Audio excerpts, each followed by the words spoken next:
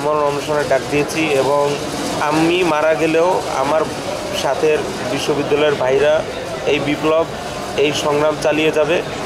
আমাদের বিশ্ববিদ্যালয় তার চূড়ান্ত স্বাধীনতা অর্জন করে ছাড়বে ইনশাআল্লাহ। আমরা দীর্ঘ 28 দিন, আজকে 29 দিন যাবৎ বিশ্ববিদ্যালয়ের বিভিন্ন বিষয় নিয়ে প্রতিবাদ আন্দোলন আমরা করে যাচ্ছি, কিন্তু এই স্বৈরাচার ভিসি আমাদের কোনো ন্যায্য দাবি, কোনো ন্যায্য কোনো কিছু নিয়ে তার গেলে তারা আমাদের কোনো বিষয়ে কোনো গুরুত্ব করতো না।